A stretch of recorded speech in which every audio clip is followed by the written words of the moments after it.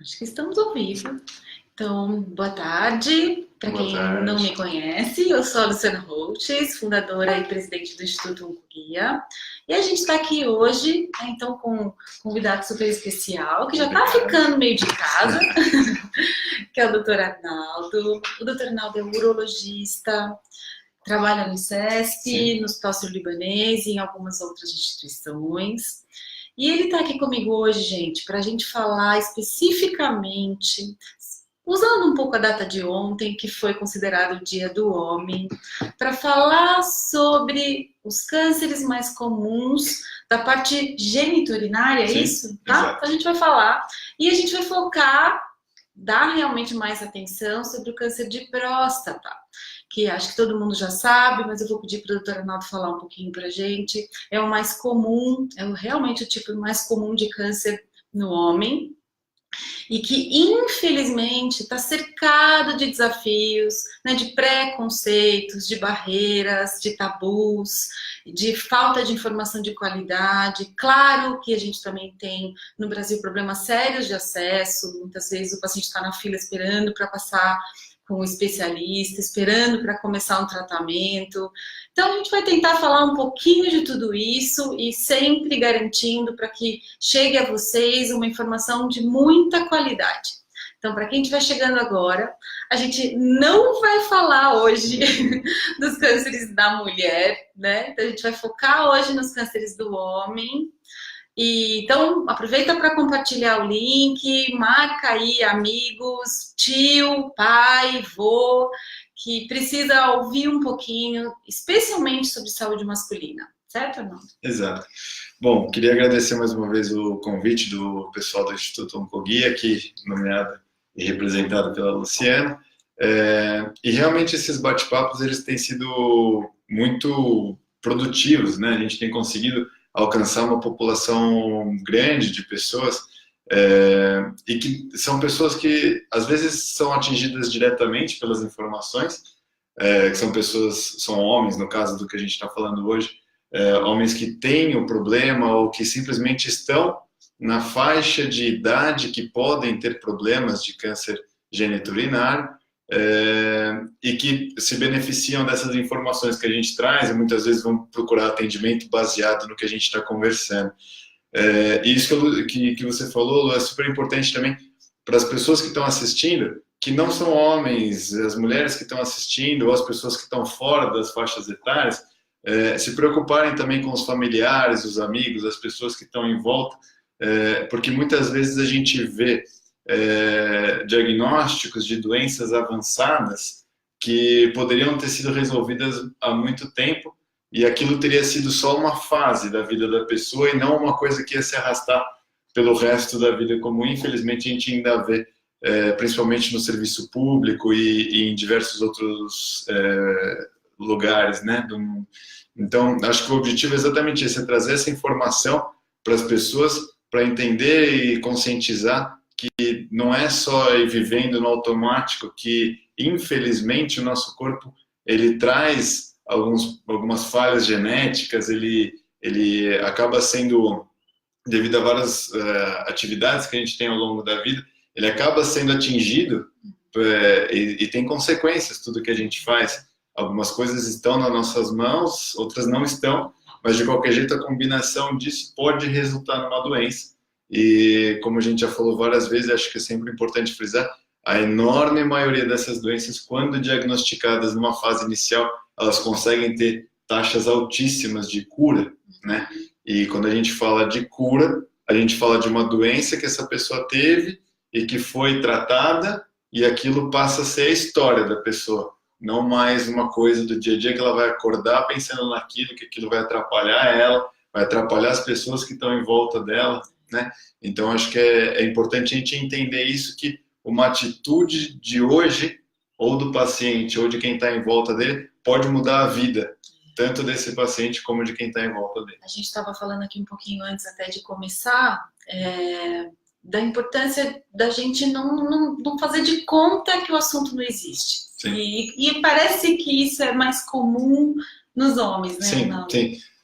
Os homens, eles têm algumas características que são muito diferentes das mulheres. Óbvio, é sempre difícil a gente generalizar, é óbvio que tem mulheres também que escondem problemas de saúde delas mesmas, e também tem homens que vão e querem fazer o melhor tipo de tratamento e vão e se dedicam a isso e conseguem ter uma boa longevidade com qualidade de vida, né? Mas realmente é uma coisa um pouco mais masculina mesmo, esconder os problemas e não enfrentá-los muitas vezes, né? Isso, mais uma vez, falando de um modo geral, população geral, é muito mais comum a gente ver mulheres indo atrás de cuidar da própria saúde do que os homens, e às vezes a gente vê até o contrário, né? As mulheres indo atrás, muitas vezes as filhas chegam e falam, doutor, mas fala para o meu pai que ele precisa fazer, é difícil da gente acessar, e muitas vezes para o homem, ele acaba assumindo uma postura de fuga até e evita tocar em alguns assuntos, porque sabe que a filha vai ficar insistindo para ele ir no médico, a esposa vai ficar insistindo para ele ir no médico, quando isso, na verdade, deveria partir dele, né? Então, essa característica de fuga é muito, muito frequente. A gente estava conversando, né, de um caso que eu vi recentemente, um paciente, agora a gente está em 2018, um paciente que em 2012 recebeu o diagnóstico do câncer de próstata.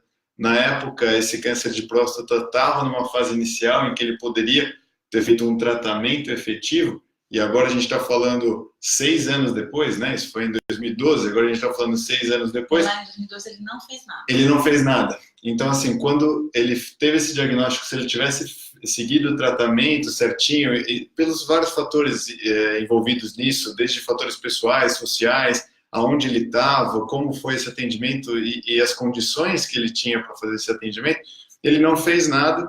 E agora, 6 anos depois, ele chegou para a gente lá no Instituto do Câncer com câncer de próstata muito avançado, já com metástase e tudo. Então, ele está sofrendo agora por conta de uma doença que é difícil a gente prever o futuro e falar como teria sido, mas se a gente for entender a dinâmica da doença dele, com os dados que a gente tem de 2012, provavelmente hoje em dia ele estaria comemorando 5 anos sem câncer, sabe?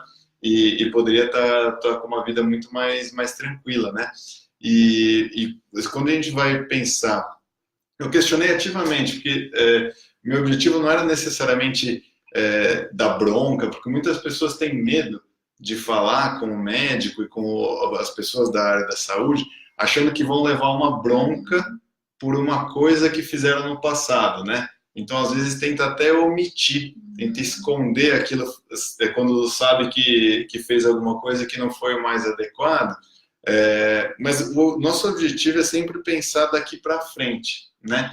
Então, esse paciente ele chegou com uma culpa muito grande, mas ele estava firme do que ele tinha feito em 2012, porque na época o que tinha sido proposto para ele foi um tratamento que é uma hormonioterapia, né? Uma cirurgia em que seria feita a retirada dos testículos. Esse tratamento existe, ainda é feito várias vezes e com ótimos resultados, né?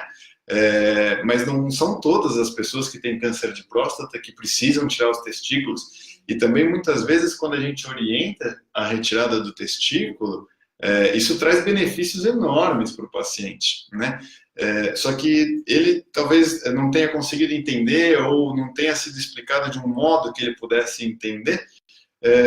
E aí ele parou e falou assim, não, peraí, eu tenho um câncer de próstata, isso nunca me trouxe problema nenhum, porque eu urino bem, eu não tenho sangue na urina, eu não sinto dor, eu não sinto nada, e estão me orientando a retirar o meu testículo.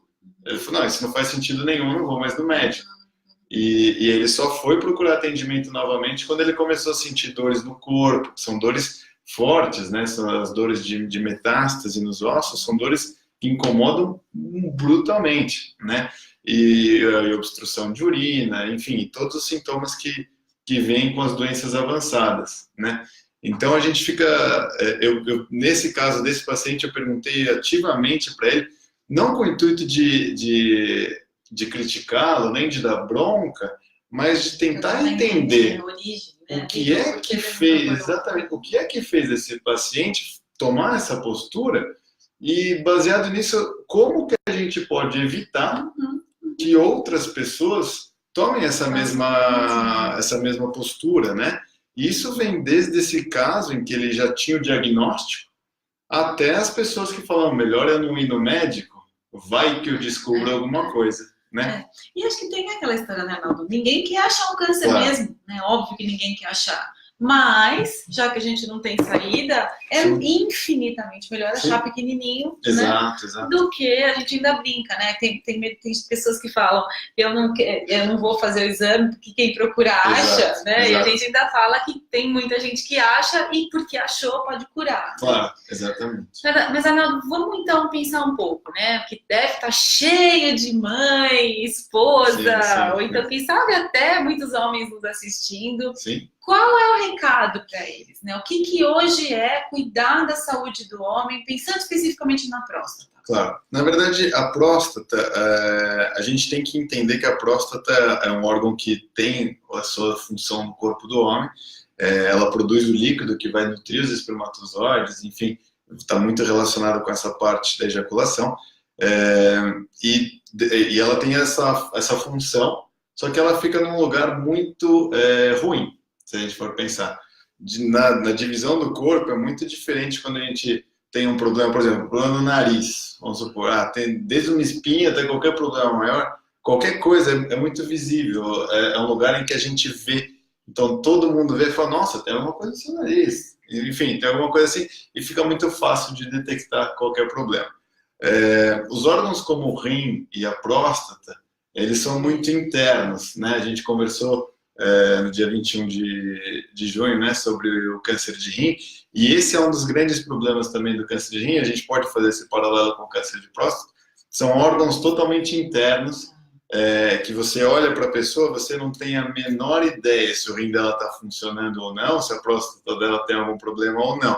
Da mesma forma, a pessoa é ativa, trabalha, tem as coisas dela, não tem nenhum problema, e às vezes tem lá um tumorzinho, uma infecção, algum problema que está crescendo e a gente não sabe.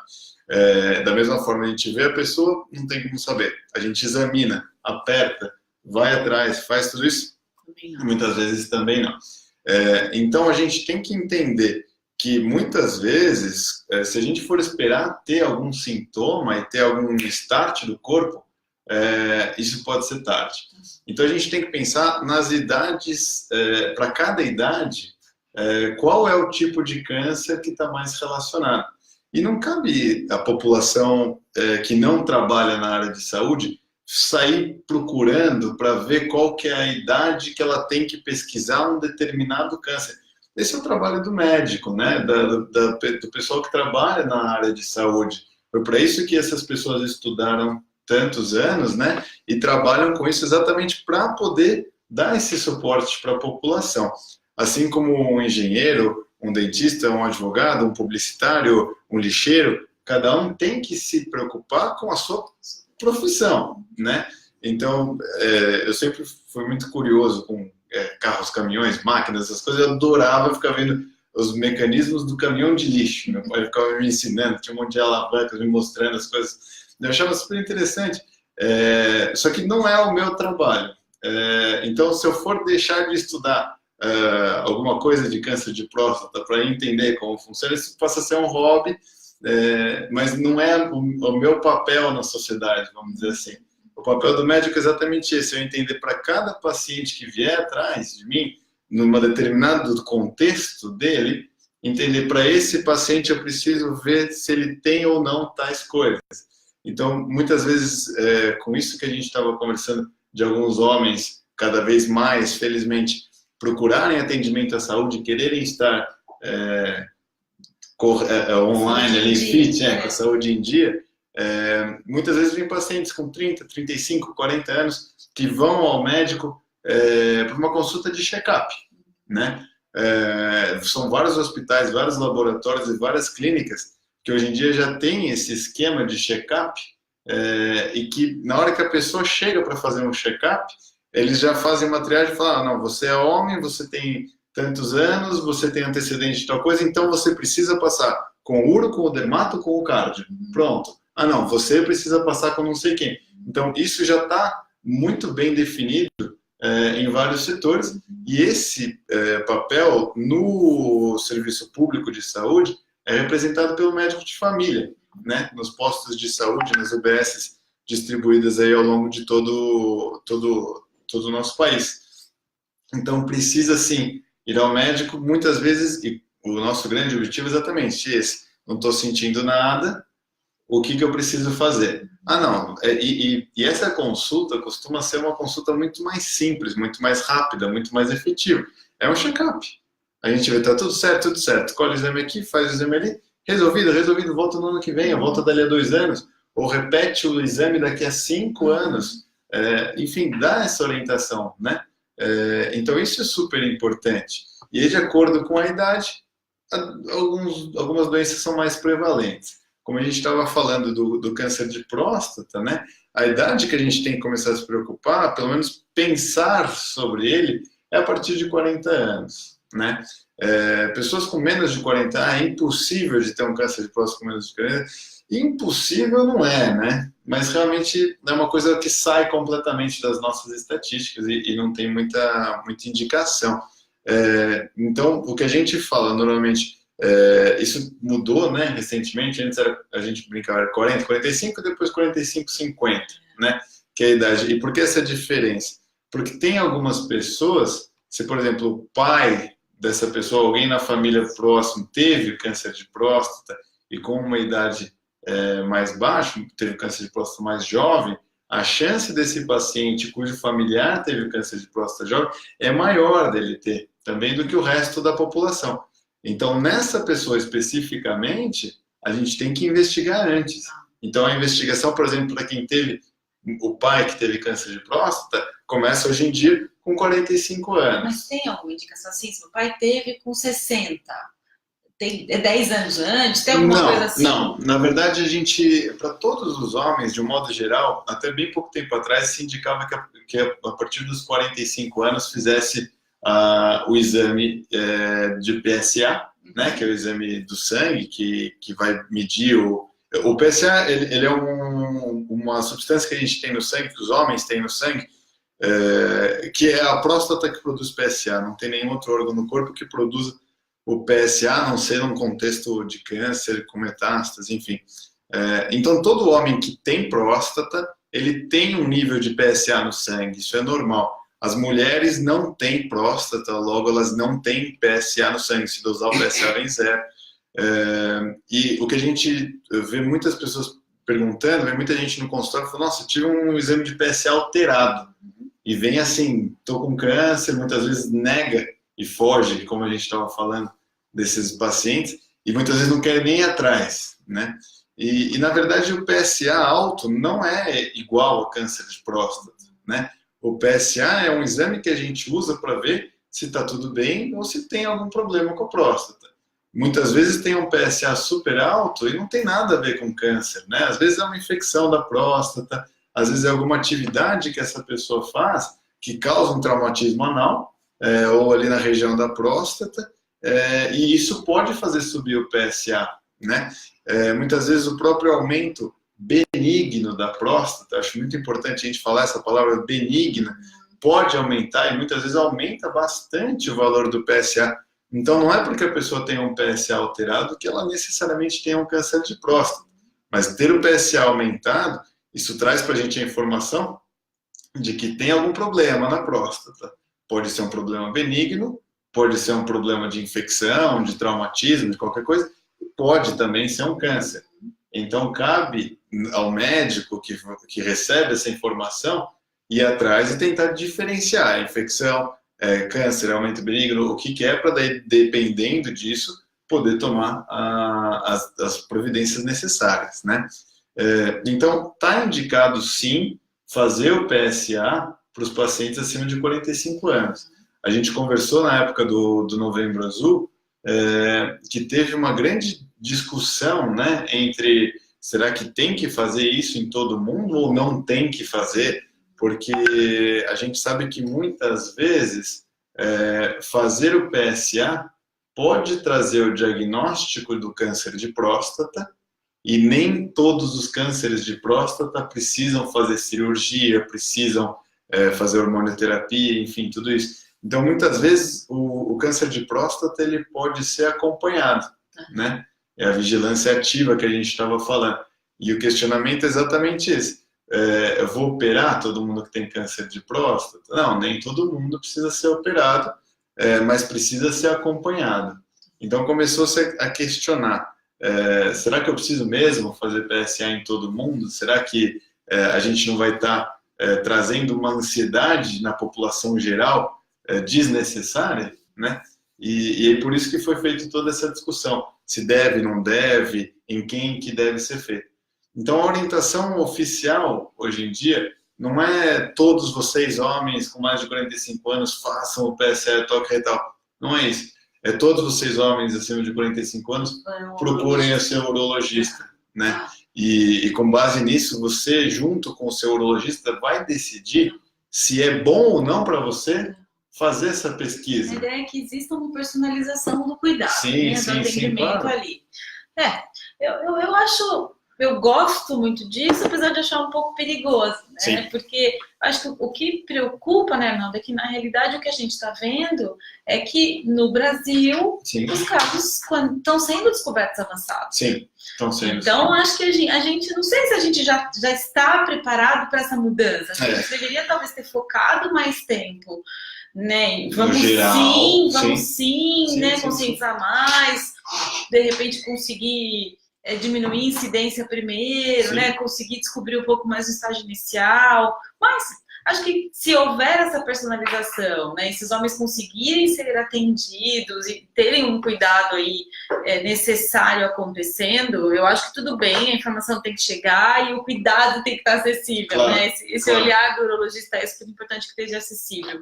Sim. Com esse diagnóstico fechado, então, basta o PSA e a... Não, na verdade... O PSA e o toque. Exato. Com o PSA e com o toque, a gente consegue saber se tem uma suspeita do câncer de próstata.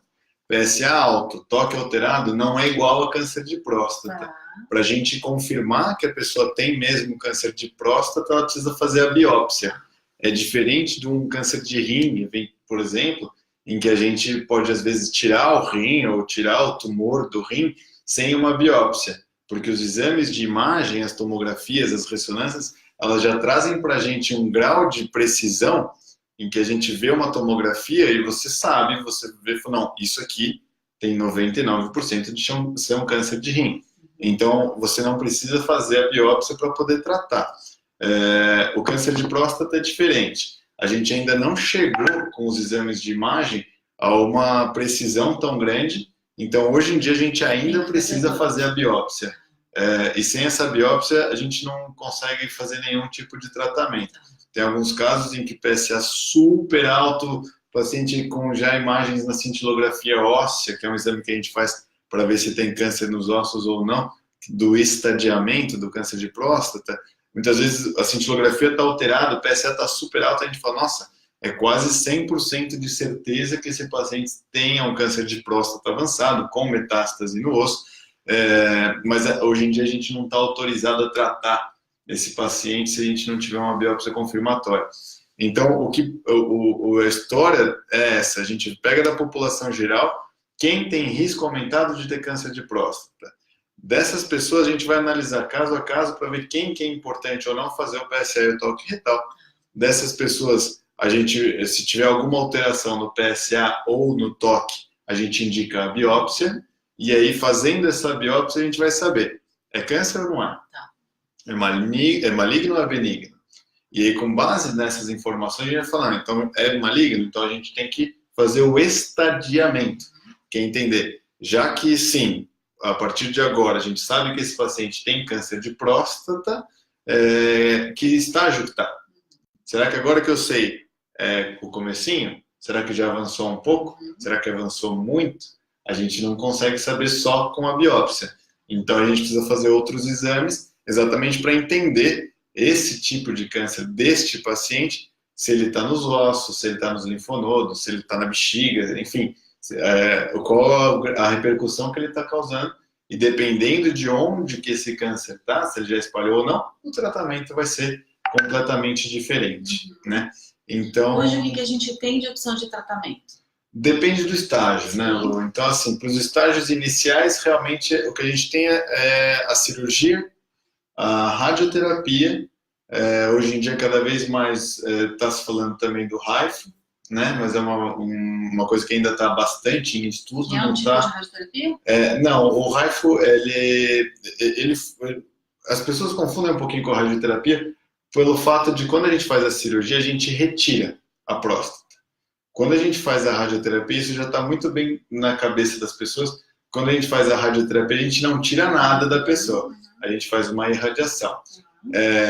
O HIFU, ele também não tira a próstata. Ele trata localmente a próstata sem retirá-la, sem retirar o câncer, enfim.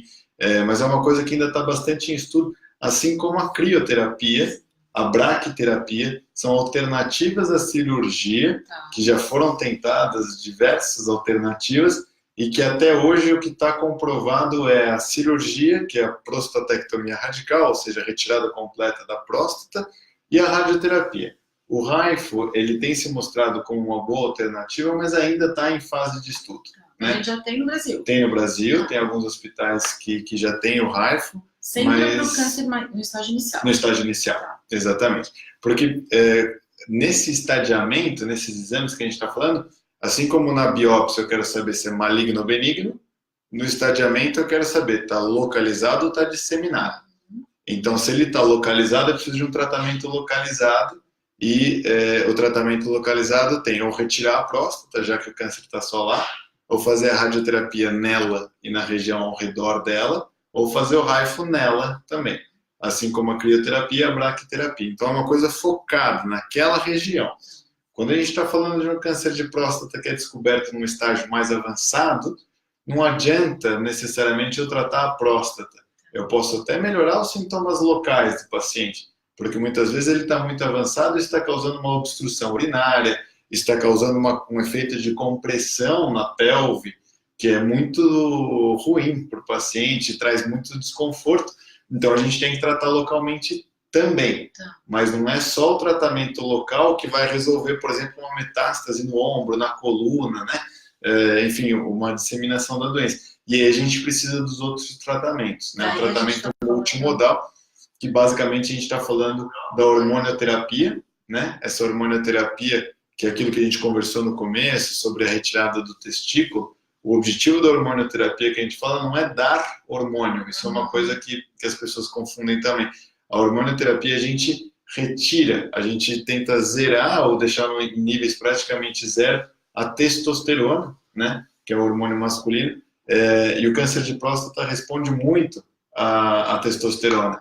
Então, quando a gente está falando de um câncer com metástase óssea, muitas vezes o bloqueio hormonal que a gente fala, né, essa hormonioterapia, faz com que a testosterona chegue a praticamente zero, e aí, consequentemente, a progressão do câncer de próstata pode, às vezes, parar e às vezes até regredir.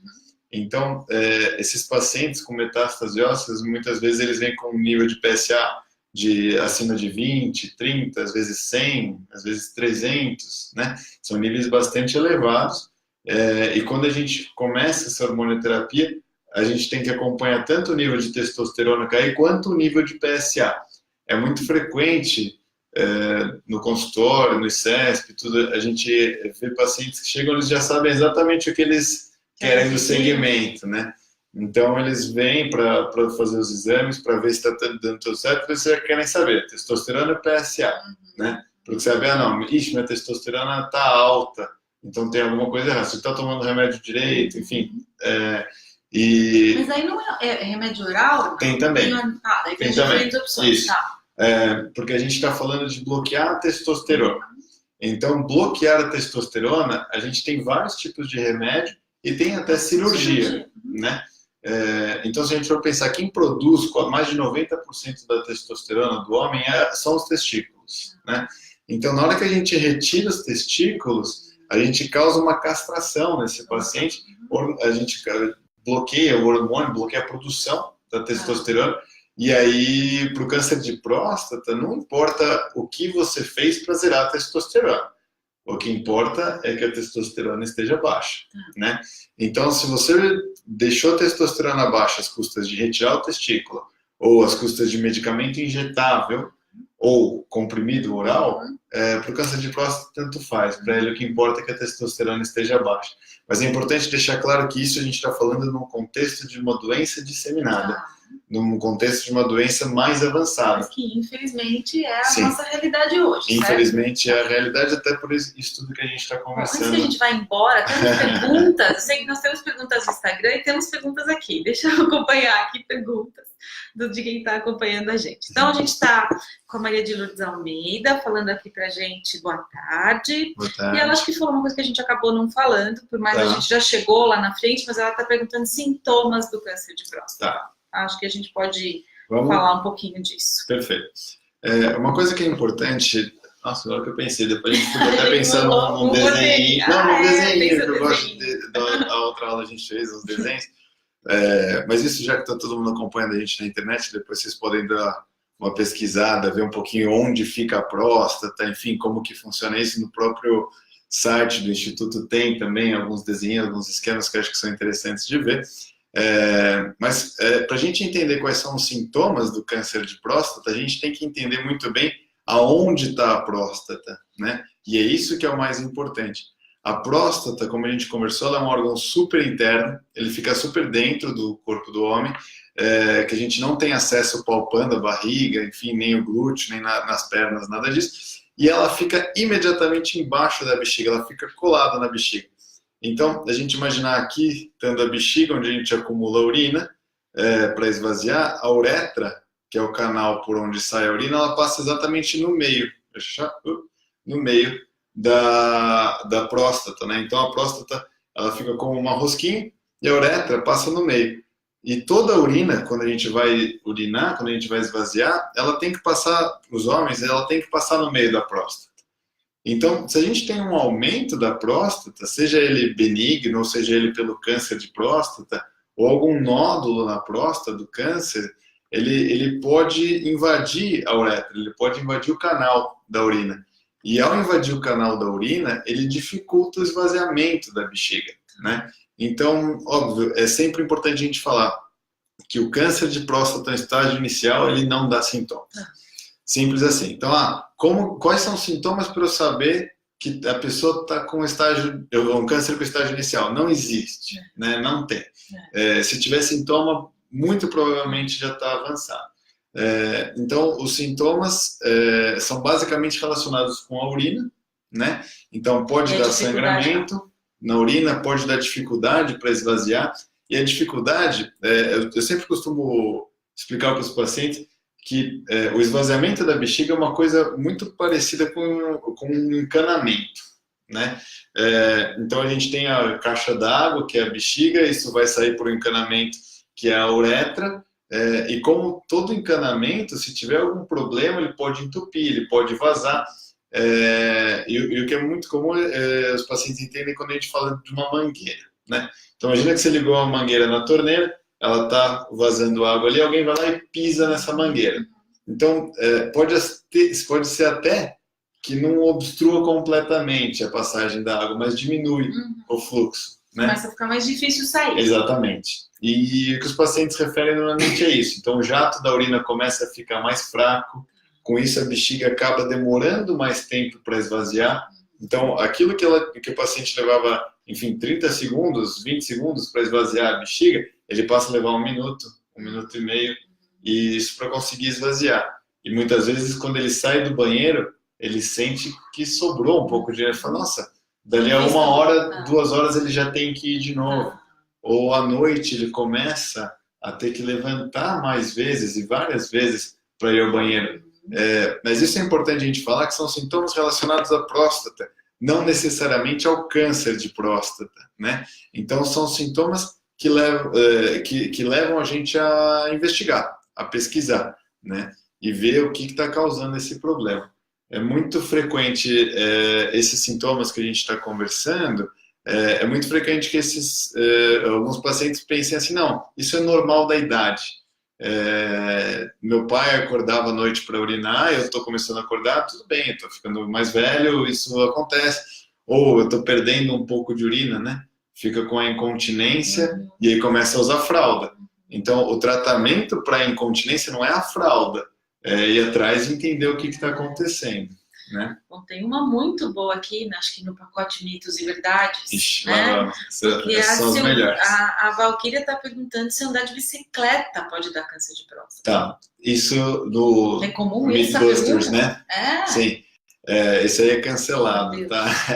Realmente não tem nada que comprove a relação câncer de próstata com andar de bicicleta, mas como toda brincadeira e toda pergunta tem um fundo de verdade, o que a gente sabe é que, como eu falei, tem algumas coisas que fazem o PSA subir, mas não necessariamente ser câncer.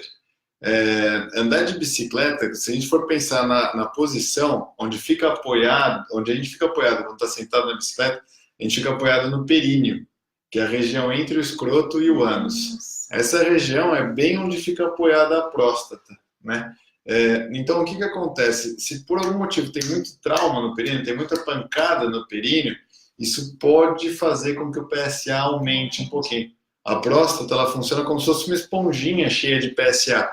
E quando a gente aperta a próstata, ela pode liberar mais PSA. Tanto que muitas vezes, na primeira consulta, quando o paciente vem passar em consulta, a gente indica fazer o toque e o PSA, tem alguns médicos que evitam fazer o toque antes de colher o PSA. Porque ao fazer o toque retal, você pode acabar liberando um pouco de PSA. Aí quando ele colhe o exame, o PSA vem alto e você fica naquela. Será que o PSA já estava alto porque ele tem um câncer? Ou um aumento benigno? Ou foi por causa do toque retal? Então, assim como o toque retal, a massagem prostática, que às vezes a gente tem que fazer para alguns exames, a bicicleta, o sexo anal, né?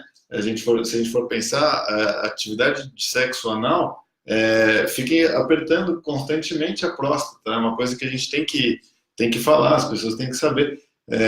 Então, pode ter um PSA mais elevado.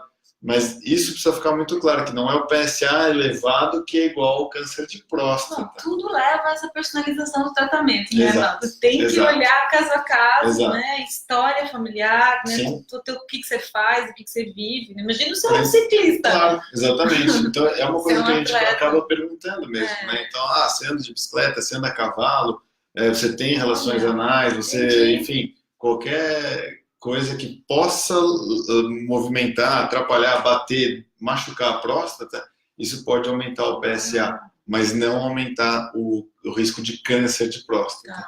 Tá?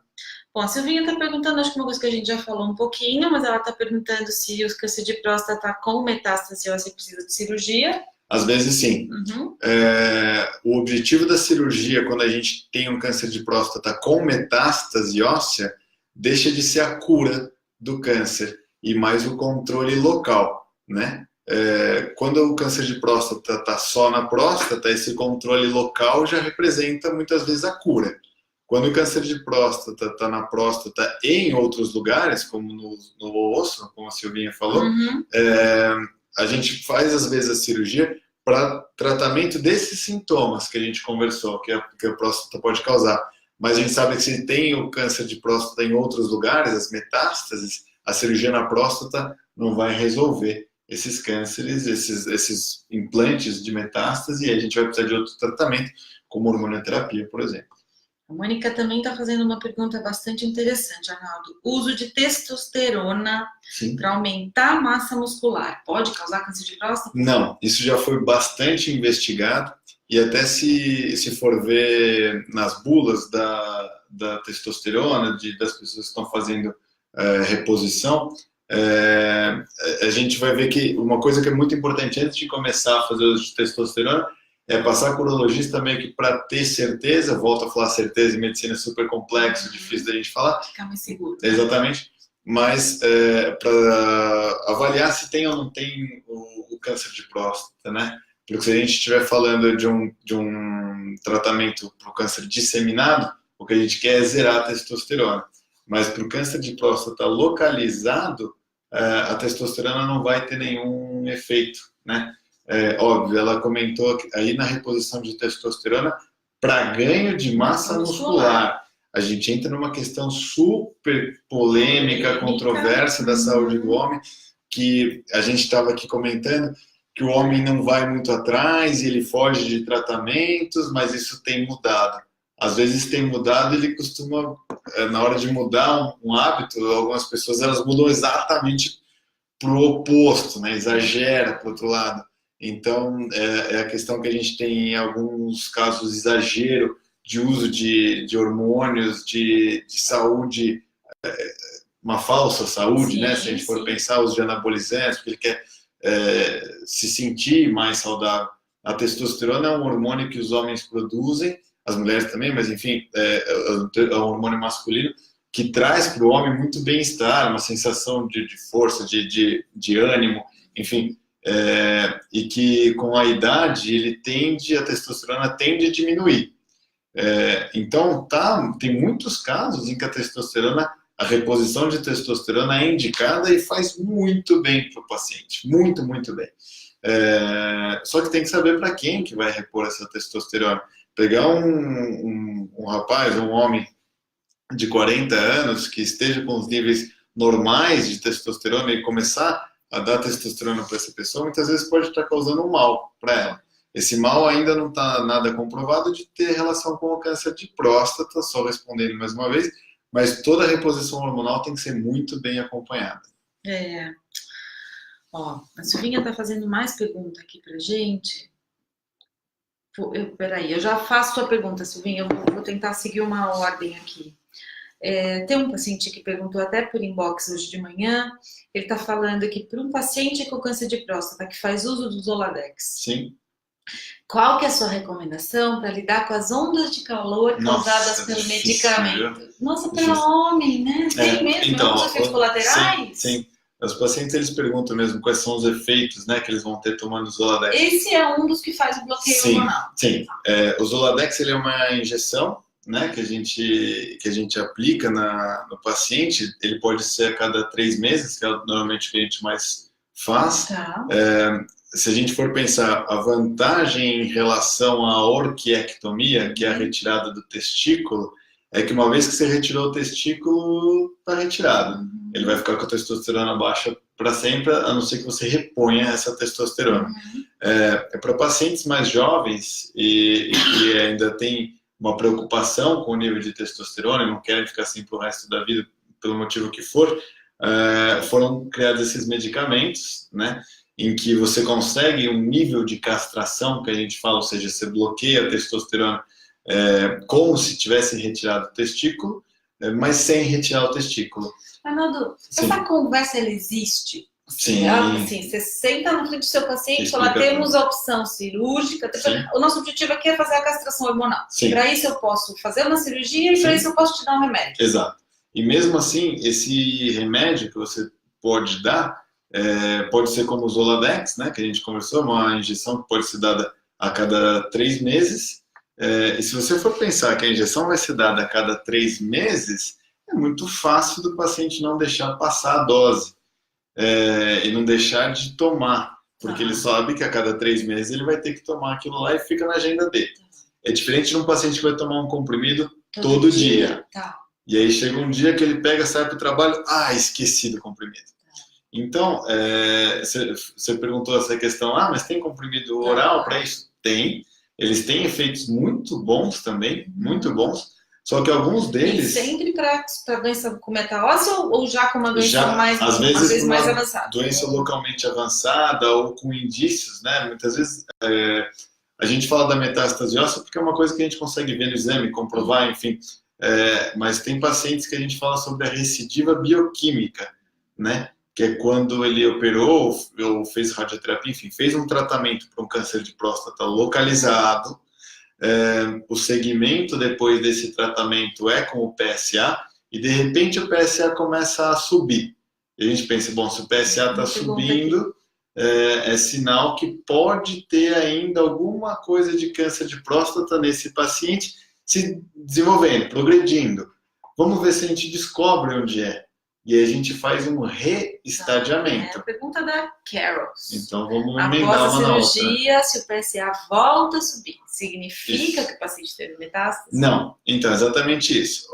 A gente, dependendo do como foi feito e quais foram os resultados da cirurgia, né? Porque quando a gente tira na cirurgia, quando a gente tira a próstata, dependendo do estadiamento inicial, a gente tira a próstata com as vesículas seminais e tira também os linfonodos. Os linfonodos são os gânglios que a gente tem, que normalmente é um dos primeiros lugares para onde dá metástase, né?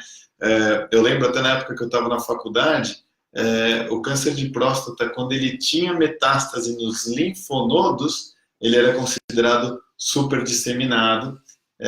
E na hora da cirurgia, a primeira coisa que se fazia era retirar um linfonodo e mandar para análise. Se na hora da cirurgia viesse na análise que tinha metástase naquele linfonodo, nem continuava a cirurgia. Fechava o paciente e deixava a próstata Isso lá. quantos anos atrás? Estamos falando de 15 anos atrás, né? 20 anos atrás. Então é uma coisa assim que muito nova, né? Então hoje em dia que a gente sabe que sim, que tem benefício retirar a próstata, e dependendo do estágio inicial tirar também os linfonodos, assim como a radioterapia também, muitas vezes ela é focada na próstata, mas também faz a radioterapia nos linfonodos, né, com o intuito de tratamento caso tenha uma micrometástase, e aí o segmento disso é feito com o PSA. Então a gente espera normalmente que depois da cirurgia o PSA ou chegue a zero ou muito próximo de zero, né? E quando a gente faz a radioterapia, ele pode chegar a zero também, mas o zero não é o nosso objetivo máximo. A gente tem um ponto que ela vai descendo o PSA, e quando chega nesse ponto mais baixo que a gente mede, a gente chama isso de nadir, que é o ponto mais baixo, que não necessariamente é zero, como a gente espera na cirurgia, mas é o ponto mais baixo em que esse PSA chegou. Como o acompanhamento é feito com o PSA, a gente vai vendo, tá baixo, tá baixo, tá baixo, 6 meses, baixo, 1 ano, baixo, de repente ele começa a subir um pouquinho. E a gente tem que ver o quanto que ele está subindo, porque dependendo do quanto ele subiu, a gente chama de recidiva bioquímica, que não é metástase. Então, quando o paciente tem metástase, a gente, nas classificações, a medicina é cheia de códigos, não códigos necessariamente, mas siglas para tentar diferenciar os tipos de câncer, tudo. Quando o paciente tem a metástase, a gente fala que é um paciente M1. Então, no M de metástase, 1 porque ele tem.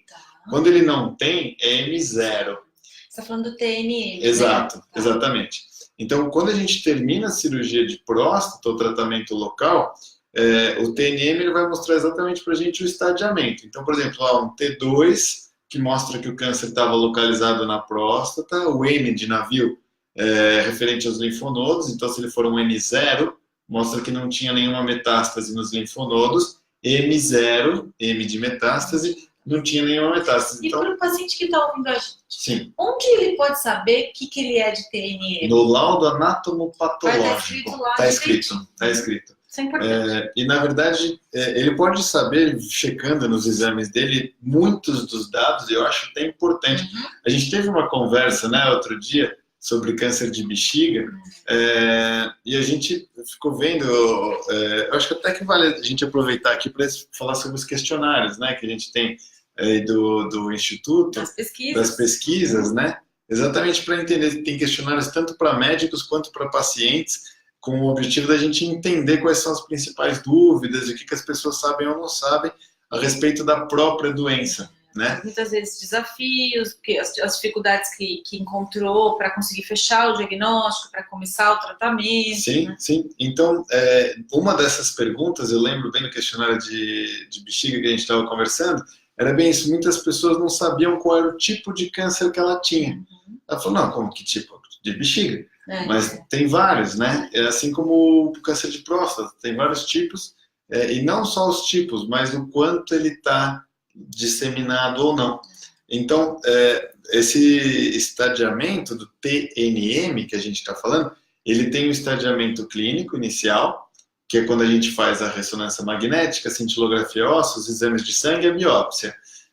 Quando a gente faz a cirurgia, a gente tira, a gente ou confirma aquilo que foi imaginado, que foi diagnosticado antes da cirurgia, ou muda.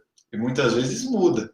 Às vezes a gente, com a ressonância, com o toque retal, a gente acha que é um câncer que está só localizado na próstata, um T2, por exemplo.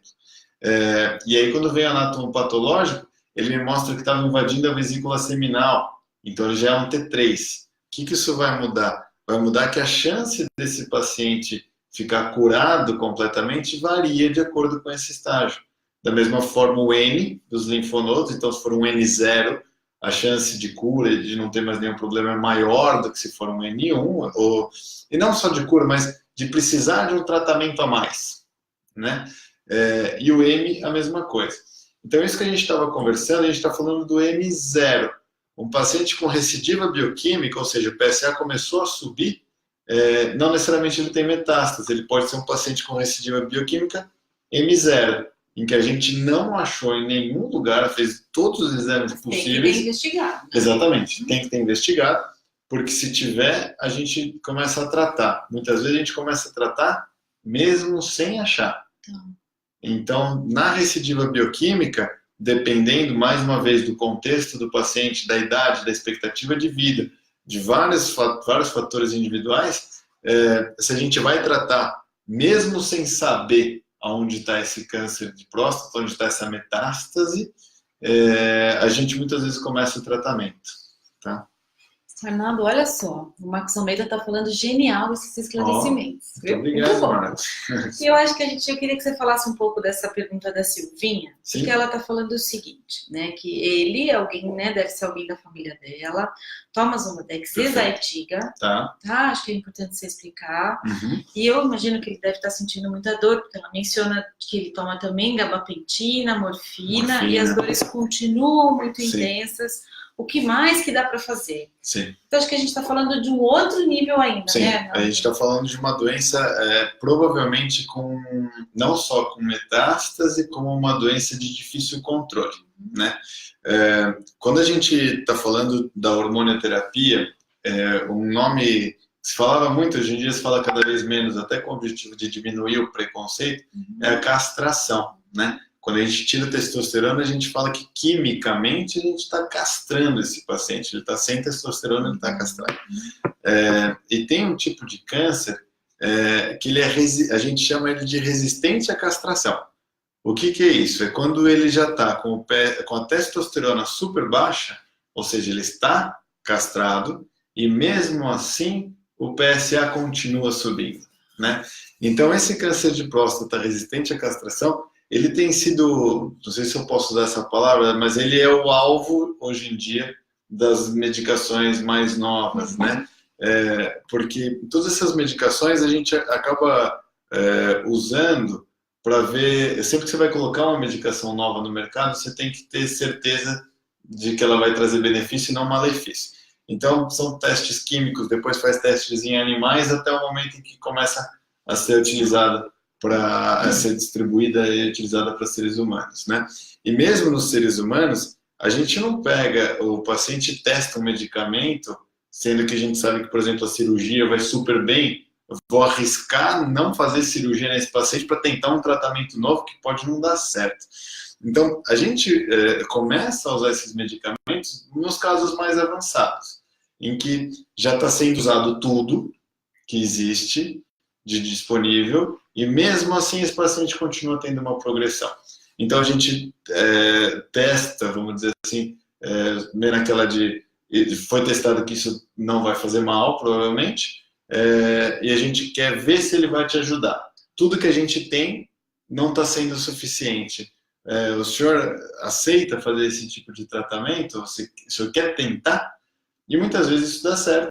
E conforme isso vai dando certo, a gente vai passando isso para os níveis menos avançados do câncer, né? O Zoladex é uma medicação já muito bem estabelecida, né? A evoserelina, que o grande ponto dela é que ela atinge rapidamente os níveis de castração, e que na hora que ele parar de tomar, a testosterona volta a ser produzida, né? Óbvio, depende de quanto tempo ficou tomando, todo o contexto, mas de um modo geral, a gente consegue com o Zoladex, assim como outros bloqueadores de hormônio, a gente consegue fazer uma castração intermitente. E essa castração intermitente, o próprio nome já diz, em que eu posso deixar esse paciente com a testosterona bloqueada e de repente eu volto com a testosterona. Então, a gente fez lá 6 meses, 1 ano de Zoladex. Aí eu suspendo, e esse paciente respondeu bem, o PSA ficou zeradinho. Só que aí a gente estava planejando fazer 3 anos de Zoladex. Só que o paciente vira e fala, Arnaldo, mas eu sinto um calor horroroso, eu me sinto mal, eu acordo suando no meio da noite. Isso é muito frequente, Liz. Eu costumo comparar com se fossem sintomas da menopausa, né?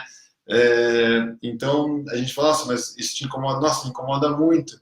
Óbvio, a gente tem que pesar riscos e benefícios. Existem alguns medicamentos, sim, que ajudam a controlar, né, esses sintomas, mas muitas vezes não tem o efeito que a gente quer. E acaba sendo um efeito colateral do uso da medicação que a gente, às vezes, não tem como corrigir. Então, para esses pacientes, ou que sentem que tem muitos sintomas, como bloqueio, ou que tem uma expectativa de vida grande e que já responderam super bem ao medicamento, às vezes a gente para de dar o remédio e a gente fica acompanhando o PSA. Então a gente tem que ver, dali a 1, 2, 3 meses, a gente vai, de acordo com cada paciente, com cada estágio, a gente vê qual frequência que vai ter que fazer esses exames, mas na hora que a gente para o Zoladex, a gente sabe que ele vai ter um efeito ali durante uns 3 meses, né? E a partir daí a testosterona deve começar a subir, porque, lembrando, o Zoladex, diminuir a progressão do câncer de próstata é a consequência. O que o Zoladex faz é bloquear a testosterona, e isso ele faz muito bem, assim como outros medicamentos. Então, depois que a gente tira o Zoladex, a testosterona começou a subir, ok, é o que a gente espera. Mas e o PSA? Ah não, o PSA continuou baixinho? Legal, quer dizer que esse tratamento deu certo, e eu posso acompanhar e só dar o Zoladex de novo se o PSA voltar a subir.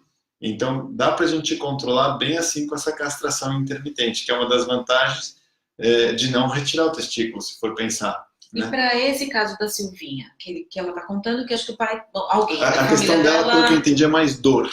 Ela está falando né? bastante de dor. Sim. Eu imagino que ela deve estar sendo acompanhada por uma equipe, provavelmente, isso de é super dor, importante, né? Exato. Mas isso é o que a gente mais espera, né? Que na hora que a gente está falando, a gente está falando de tratamentos ideais, que não é necessariamente o que a nossa realidade muitas vezes, nem de todos os pacientes.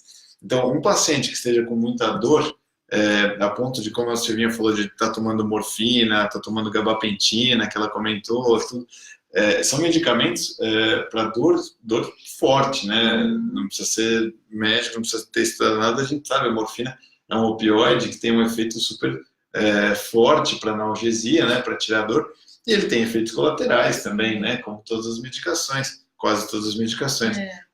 Então, é difícil uma pessoa ficar tomando morfina o tempo inteiro, gabapentina o tempo inteiro. Se ela está tendo que tomar isso, realmente deve estar muito ruim essa disseminação da doença dela.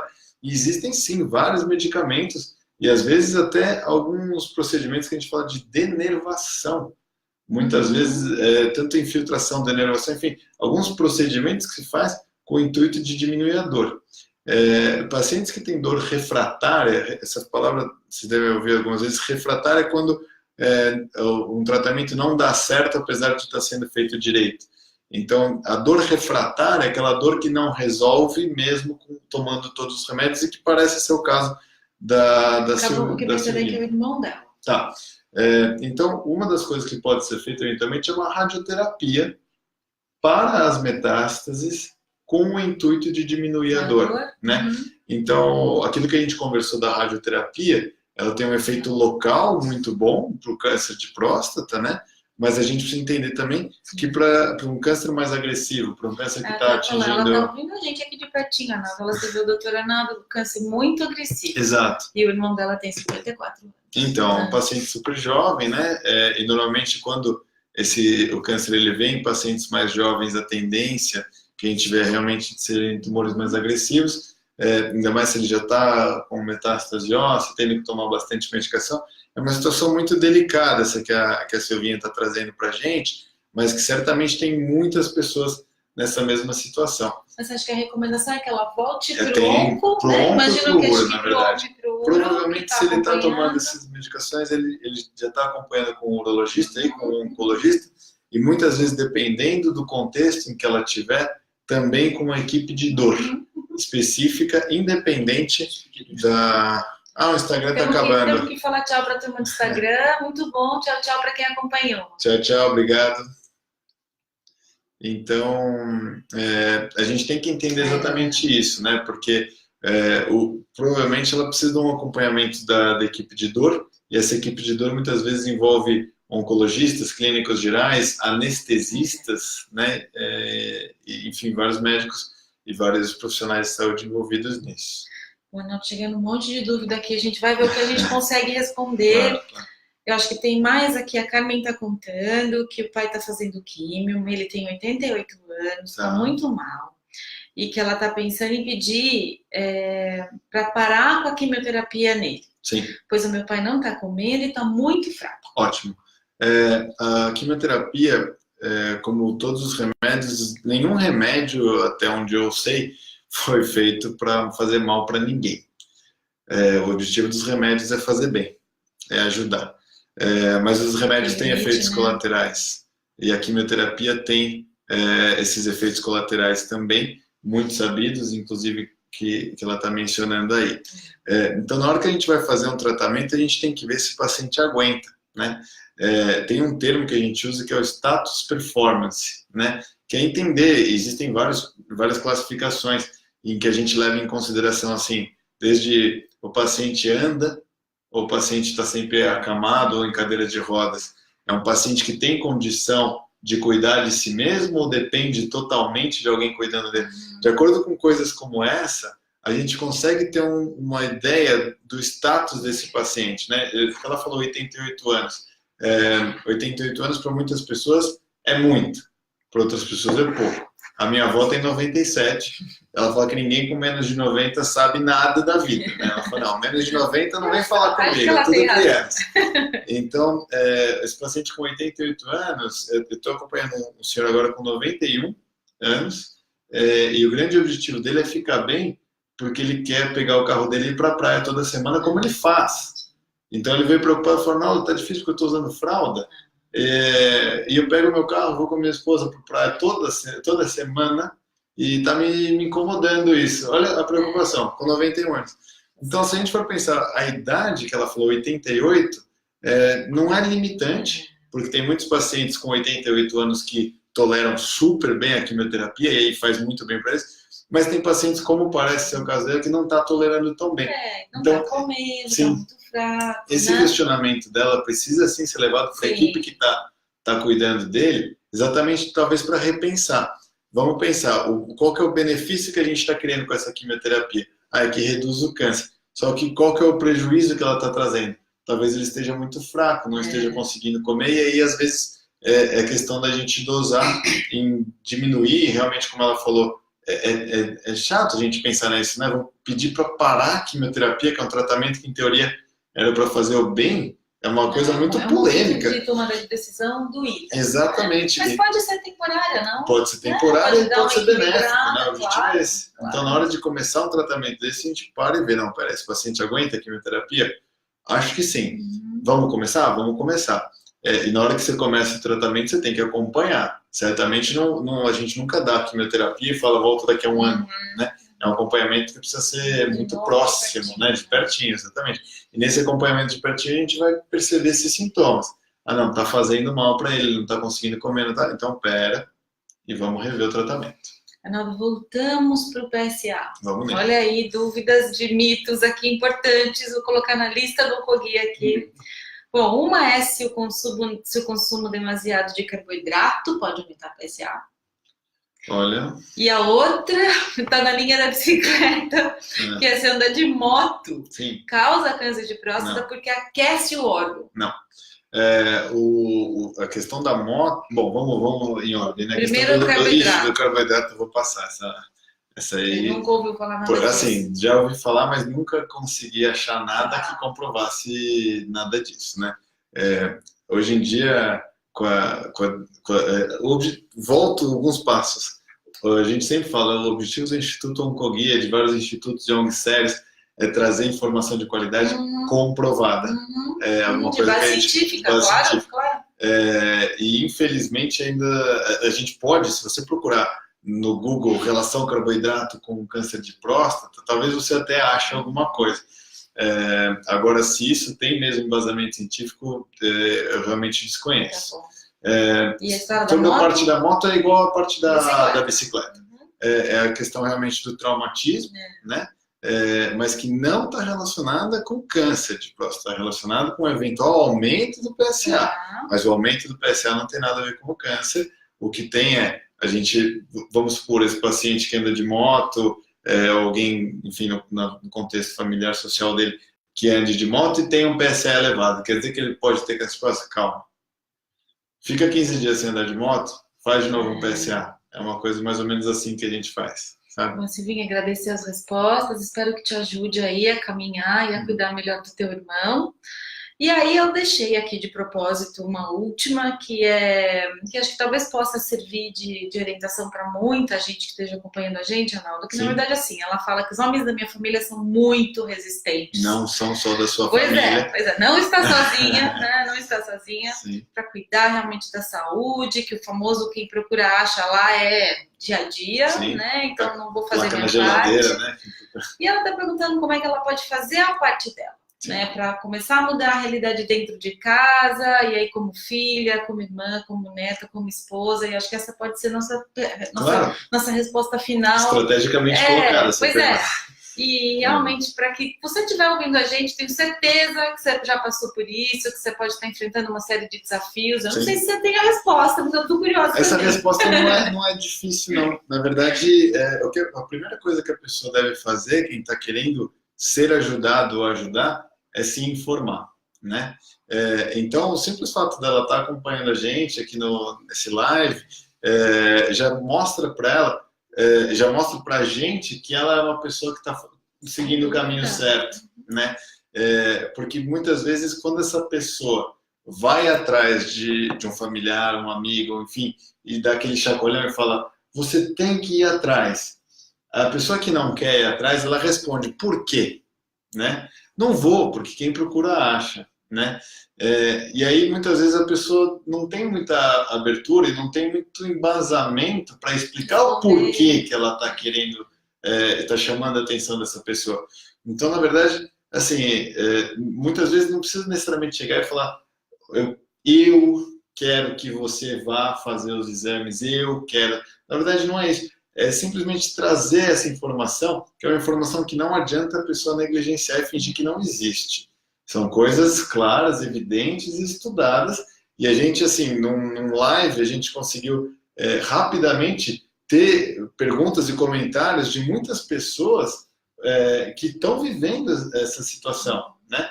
Então, não é que a gente está inventando uma questão, um problema, é uma coisa que está no dia a dia de muita gente. Muito pertinho de muita gente. E muitas vezes o que faz uma pessoa ir atrás é ver o vizinho, o amigo, o tio, alguém perto que passou por um sofrimento muito grande e também alguém perto que evitou um sofrimento por se cuidar. Mas sem dúvida, e mesmo aqui no Onco, né, Arnaldo, a nossa bandeira da informação é porque a gente tem certeza, né, que literalmente a informação pode salvar muitas vidas. Sem dúvida. Né? Por meio dela você vai conseguir acessar melhor seus direitos, você vai conseguir sentar com o teu médico, vai ter uma conversa mais de igual para igual, mais direcionada, de acordo com o que você precisa, de acordo com o que você quer viver ou não nesse momento. O que a gente tem certeza é que ficar no escuro não dá certo. Né? Escuro sozinho. Na ignorância mesmo. Muitas vezes, assim, tem gente que fala isso. Eu prefiro não saber. E eu nem vou acessar lá o portal Onco Guia, né? Porque tenho medo do que eu vou ler. Isso, tenho medo do que eu vou ler. Sim.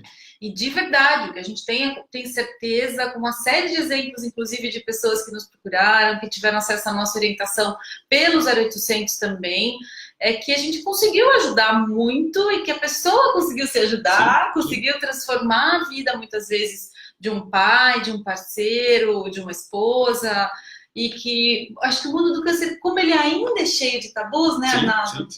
Você vai ficando com tanto medo de se aproximar dele, que aí vai ficando pior ainda, né? Vai virando essa coisa mesmo de bola de neve, né? Fugir da informação não é fugir do câncer, né? Às vezes você pode negligenciar a informação, como, melhor eu não ir ver, Mas se esse câncer estiver lá, ele não respeita o seu conhecimento, né? Então, você sabendo ou não, se ele estiver lá, ele vai continuar crescendo.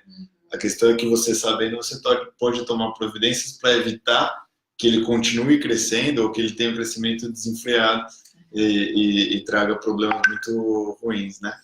A gente falou muito aqui, especificamente, olha só, já temos aqui 6.500 pessoas alcançadas no Facebook. Olha que legal. Né? Tinha uma turminha aqui assistindo o tempo inteiro com a gente. Legal. Ele tem aqui, o Miguel tá falando aqui, Miguel, a gente está quase encerrando. Ele fala que ele retirou o câncer Gleason 8 através da laparoscopia. Deve ser cirurgia, né? Laparoscópica. Sim. É um dos métodos minimamente invasivos para retirar a próstata. E ao retirar a próstata, ela caiu dentro da minha barriga. Não tem problema. Existe risco de ter contaminado outros órgãos? Isso acontece? Na verdade, não é caiu. Na verdade, ele já está dentro da barriga, né? Então, isso não interfere em absolutamente nada. Na verdade, é um momento cirúrgico ali em que a gente retira a próstata, mas, óbvio, eu não sei como foi, onde foi, em que contexto que foi a cirurgia do Miguel, e também não sei se teve alguma peculiaridade, alguma coisa diferente do habitual. Mas a próstata, a gente retira ela inteira. E na hora que a gente retira ela inteira, ela está em contato direto com a uretra, com a bexiga, muitas vezes com o intestino. O intestino ele encosta, enfim, está tudo muito próximo, né? Então, se a gente for pensar, nossa, caiu dentro da barriga, parece um negócio super alarmante. Para alguns tipos de câncer, sim. Para o câncer de próstata, não, porque a gente está admitindo que o câncer está localizado dentro da próstata, ela foi retirada em bloco junto com as vesículas seminais. Depois isso é colocado nesse método que o Miguel está falando, da laparoscopia, assim como da cirurgia robótica, a gente costuma colocá-la num saco protetor e aí retirar, tá? Então, a princípio, Miguel, não é para aumentar o risco de disseminação do câncer, de nada disso por conta desse evento que você comentou. A princípio não tem problema nenhum. Bom, a gente falou de muita coisa, Miguel. Se você estiver chegando agora, eu realmente sugiro que você assista tudo lá do comecinho. Sim. A parte boa das nossas lives aqui no Face é que elas ficam ao vivo, fica guardadinho aqui na nossa página no Facebook, todo mundo pode compartilhar. Quero saber se a nossa mini plateia tem perguntas, a Nath e o Diego. Uma coisa que apareceu. Muito satisfeito com o que foi perguntado. Esquecemos, né? Eu acho que a gente aumentou nossa lista de mitos, né? Legal, muito bom as perguntas. Muito obrigada para quem ficou com a gente aqui, né, e fez bastante perguntas, trouxe as histórias, compartilhou as experiências, que a gente sabe que muitas vezes são difíceis e doloridas. Então, nosso papel é esse, né, tá aqui juntinho com vocês e em breve a gente faz outro bate-papo, claro, né, Mal? Tem muito assunto que a gente não falou. Sempre tem bastante coisa pra gente achar. Na verdade, a medicina é muito ampla, a urologia também, a uro-oncologia é super ampla. Dificilmente a gente vai conseguir explicar cada doença de cada paciente especificamente, né? Mas o nosso objetivo é realmente dar uma ideia geral para as pessoas tentarem ficar um pouco mais tranquilas, né? Acho que o nosso objetivo é esse, trazer tranquilidade para as pessoas, para que elas possam tomar as providências de acordo com o caso delas, né? Junto com o médico, junto com a equipe de saúde que está acompanhando, junto com a família. E aí sim a gente tentar melhorar a qualidade de vida da população. A gente sabe que infelizmente o acesso à saúde no Brasil não está do jeito que a gente gostaria, mas se você fizer a sua parte e não desistir, a coisa sai. Isso é importante, né? Não pode desistir. Não pode desistir. Né? Procura, vai atrás, insiste, sim. Fica na fila, espera, conhece seus direitos, pode procurar a gente, mas não desiste. Realmente não desiste e coloca a saúde como prioridade. Perfeito. Né? É isso aí. Então, obrigada. Eu que agradeço o convite. Qualquer coisa, a gente está aí no site, no Facebook, no Instagram, vocês podem acompanhar também. De novo a Silvinha. Tchau, Silvinha. Tchau. Tchau. Ela ficou aqui com a gente o tempo inteiro.